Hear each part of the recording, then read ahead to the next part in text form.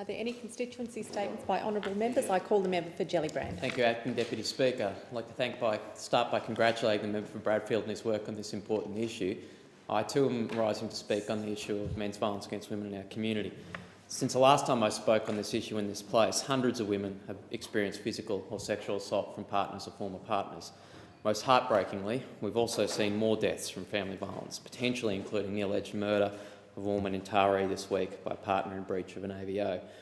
We've also heard a consistent message from advocates and service providers, including the No More Family Violence Deaths Coalition, that we need a holistic, coordinated response from government to this issue.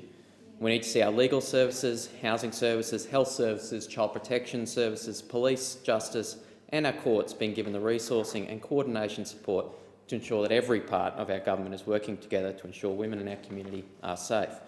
Importantly, we also need to encourage men to take responsibility for their actions and to help those men who are willing to do so to take the journey towards lasting behavioural change. That's why I was pleased to attend a recent meeting of the Men Taking On Responsibility group run by Relationships Australia Victoria in Sunshine in my electorate. This is a group for men wanting to take responsibility for their actions towards women and change the way they behave in relationships. The men I spoke with were there voluntarily out of a desire to be better partners and fathers. Since 2006, the group has met each Thursday, and some men have been attending for many years to try and help others starting the course going through the same change in attitudes and behaviours that they had through the course. The meetings are a place where men can share experiences in addressing their abusive behaviour and work to ensure that this behaviour doesn't happen again. The group is coordinated by Kurt Snellix, who provides the men with updates in behaviour change research and training and ensures that the conversations there have a therapeutic effect.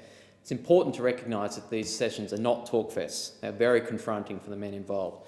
Men are forced, sometimes for the first time, to reflect on their actions from the perspective of the women and children in their lives and to workshop ways of changing their behaviour in the future.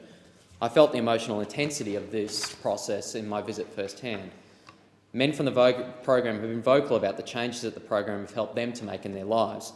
Some men, like Mark McAuliffe, told The Age that the men's support group, quote, probably saved my life from being a disaster.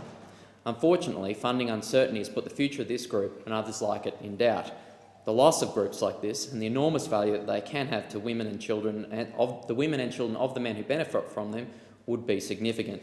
As one of the men in the group asked me when discussing the value of this group to our community, what price a family? Acting Deputy Speaker, I applaud Kurt Snellix and the Relationships Australia Victoria group for their work in spearheading this program.